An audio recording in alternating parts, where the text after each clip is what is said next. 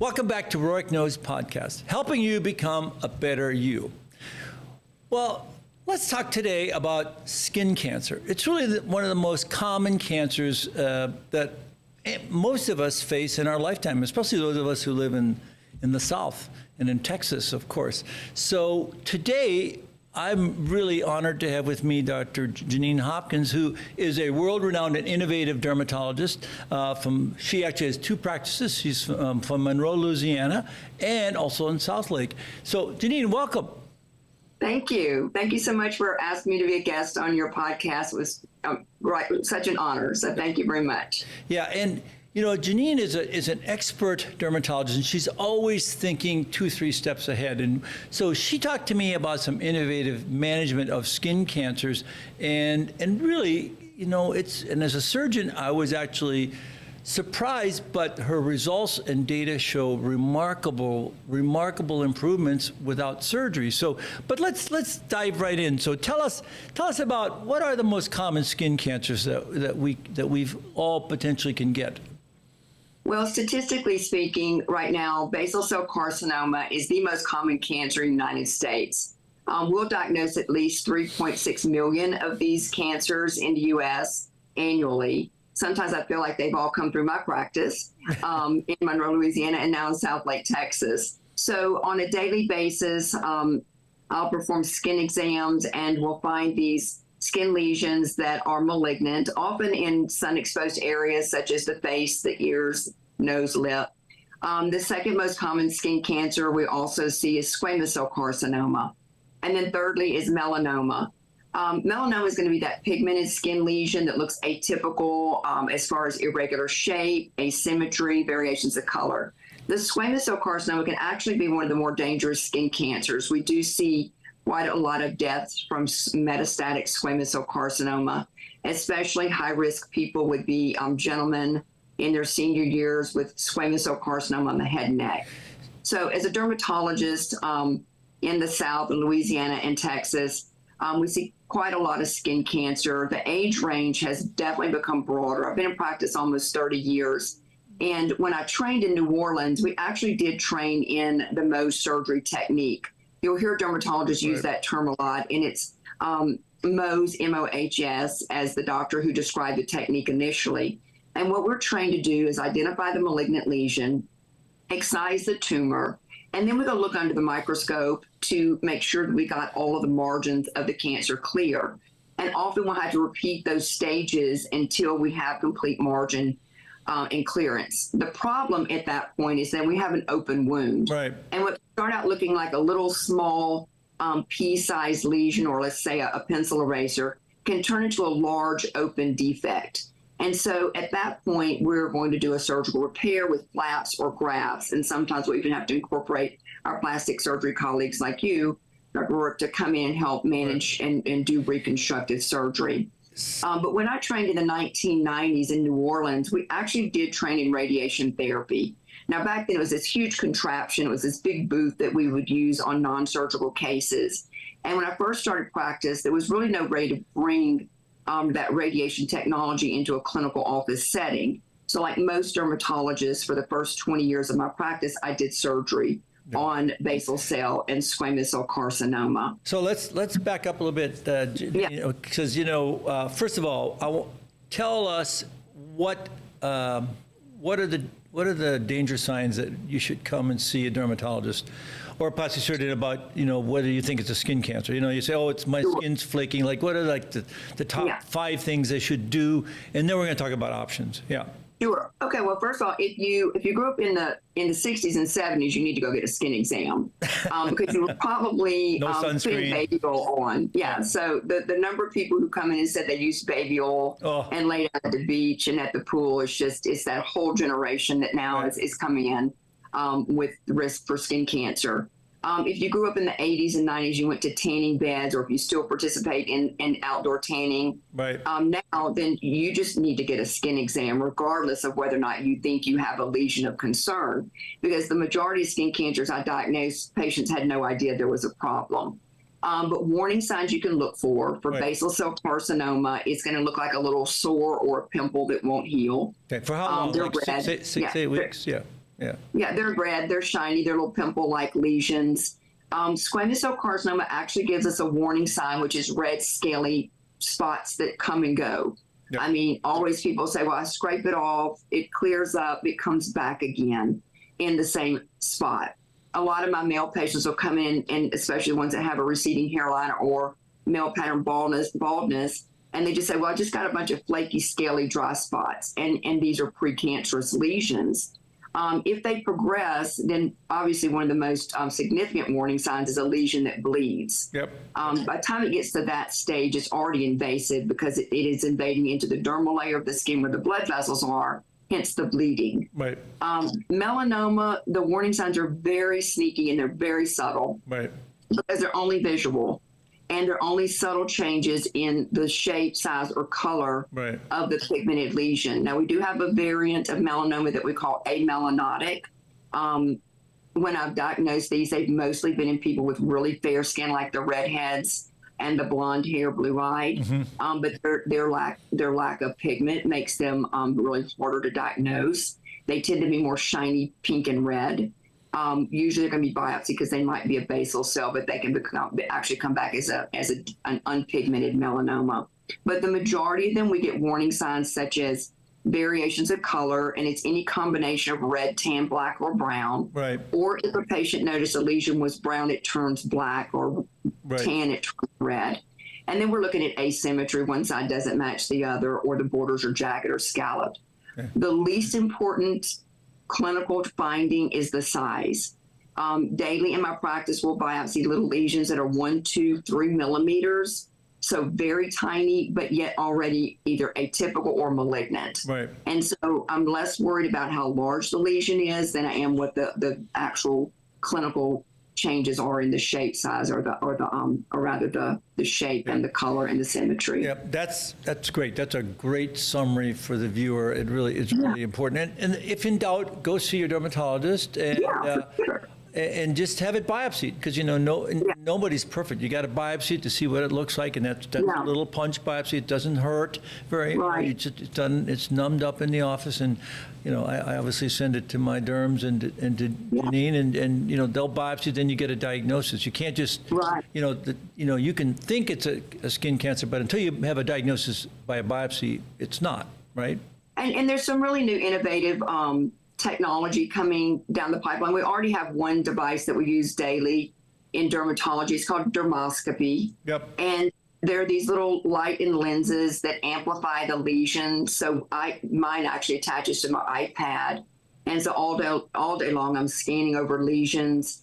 And a lot of times I'll look at one and think, is this okay? We'll scan closer with dermoscopy and see a completely normal pattern. So I'm like, this one's fine. We can watch it. Great. Or I'll obviously see a variation in the pattern, and we'll know that this one needs to be removed. Two new things that are happening based around AI. They do now have technology that'll even allow maybe non-specialists, people who didn't train as extensively as a dermatologist, to read these patterns, but AI can recognize them. And so I do think in the future we're going to see more screening, skin exams with dermoscopy, with AI, mole mapping, even outside of dermatology practice, so earlier detection, and making it easier for people to come get skin checks. So how accurate is AI? You mean, okay, the patient can send you a photo and you can put it on AI and it's fairly accurate? Yeah. Well, yes, they've done studies. Now, right now in the U.S., there's only one device that's got received FDA clearance, incorporating the AI dermoscopy. We're waiting on some other ones, but they have to have proof. They've got to have a lot of data over thousands of lesions that have been analyzed. Just reading an article the other day on the Photo Finder. It's big in Australia and Europe. It's a German-based company. And I do think in the near future that may be something that we would incorporate. Yeah. So currently patients come in, we get them in a gown, I check them head to toe. And I will make another emphasis.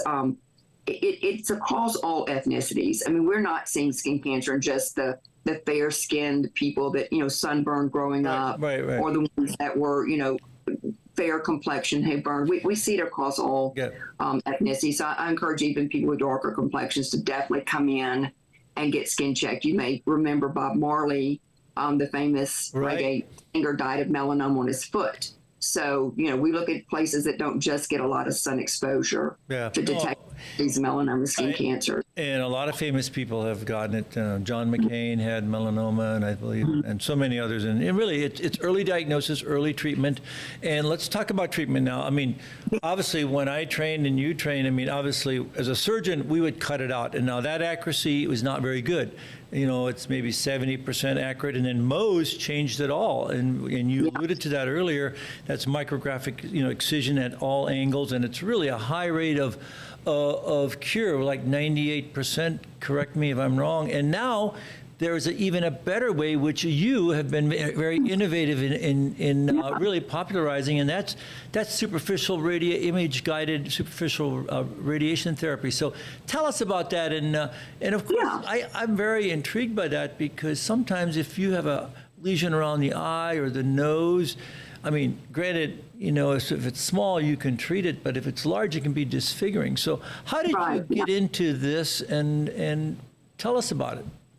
Well, I like to keep up with what's not what are we just currently doing, what's happening on the horizon. So I tend to, go to a lot of medical meetings and read a lot of journal articles about, innovation. And I was actually at a medical meeting in Nashville in 2019 called SCALE, big dermatology conference. I was lecturing on using lasers to stimulate new hair growth. And after me, a doctor in New York, Dr. David Goldberg's highly respected in our specialty, was introducing it's a technology that, again, dated back to my residency training in 1993 to 6. And what had happened over the years, since we couldn't really incorporate radiation with the older devices, companies have been working with engineers and physicists on getting that technology in what looks more like a large laser device. And so at that meeting, Dr. Goldberg was introducing some of the new data on using not just superficial radiation therapy. We've known for a century we can cure cancer with radiation, but what we didn't have was a device specifically tailored to skin cancer. And since it is the most common cancer, and we're seeing 35% more skin cancer in the past decade than we did previously, we've got to have other options for patients. So I was intrigued because I do treat a lot of skin cancer, and even though I've been doing this surgical technique for 20 years in my practice up to this point, a lot of things made it complicated for patients, such as being on anticoagulants. And there's so many people who have to take blood thinners for AFib, heart disease, risk of stroke. And our guidelines of care are that we do not stop these blood thinners on patients for skin cancer surgery. And talk about complicated, you're trying to excise a basal cell on a vascular nose, and this patient's on Eliquis, and just the risk for post-op bleeding were really high, complicated. So when I heard this lecture, I delved into the medical literature, pulled articles that had been published, and really what had been happening, kind of, I would say, quote, behind the scenes in dermatology, is that these devices using image-guided superficial radiation therapy had been developed. Now, the image-guided is really one of the things that changed the game.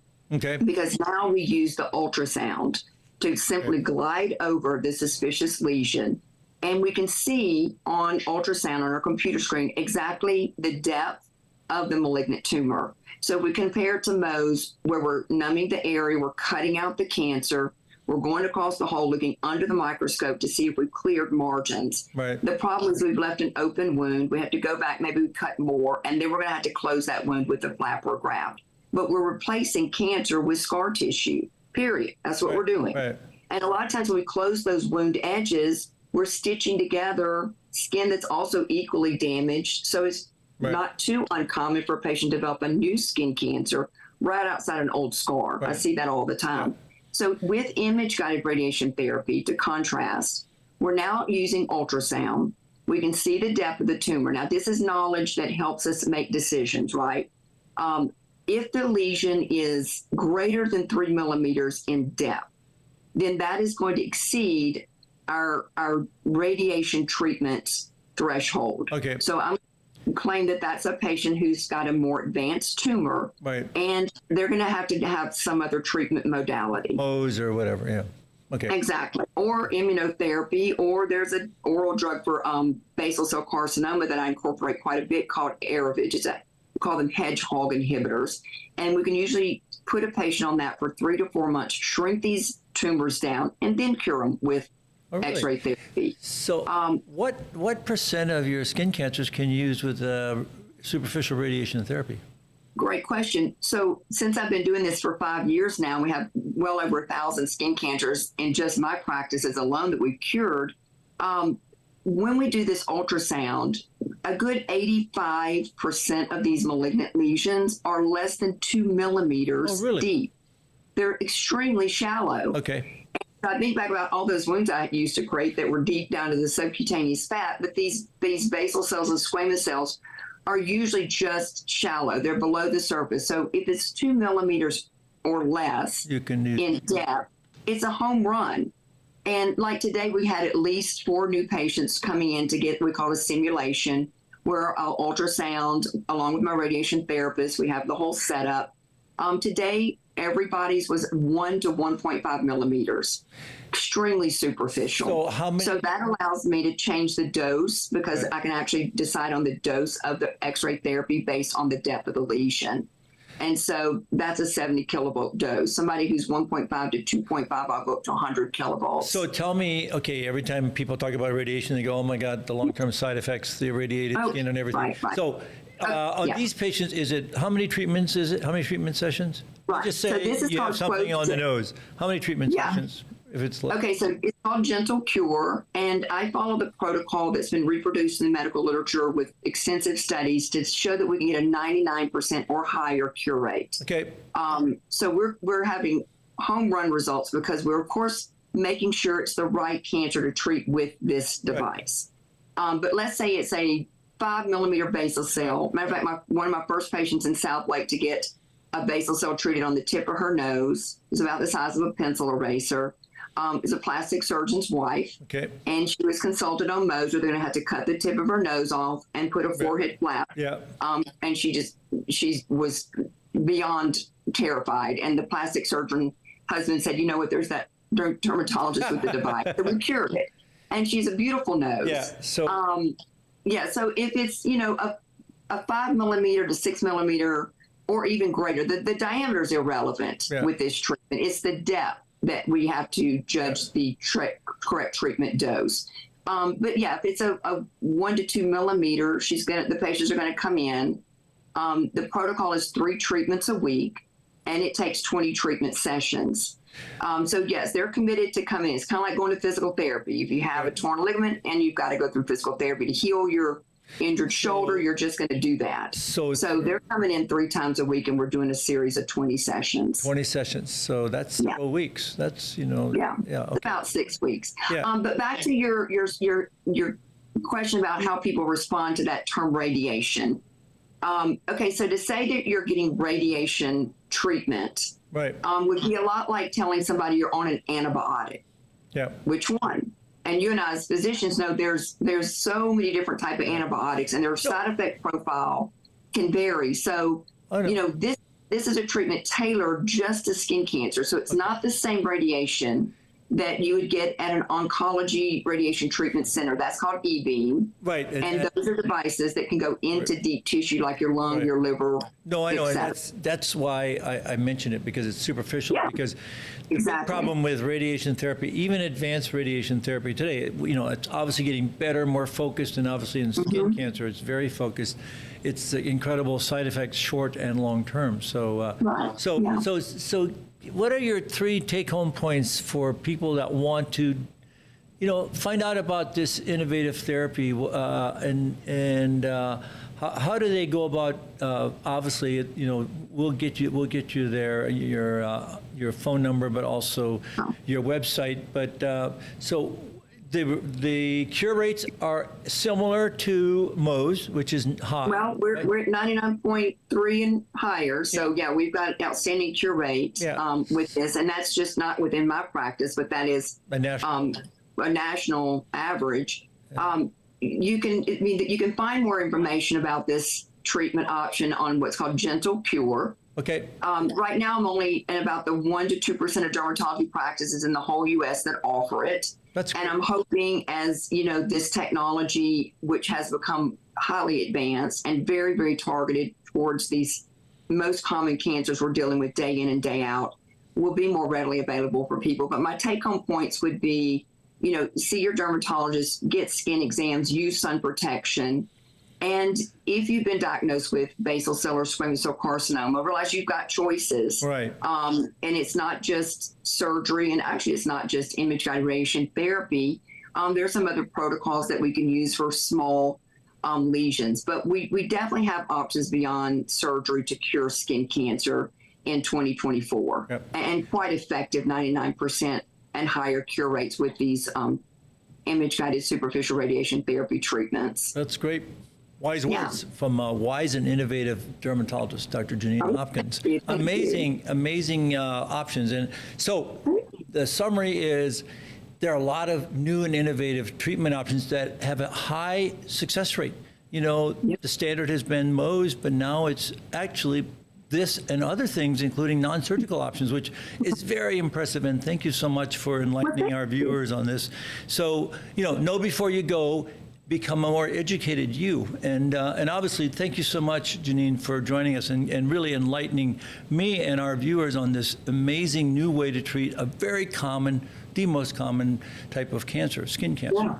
Yeah, I love it. I mean, it's just the best way to replace cancer with healthy skin. That's right. And there it is. Gentle cure.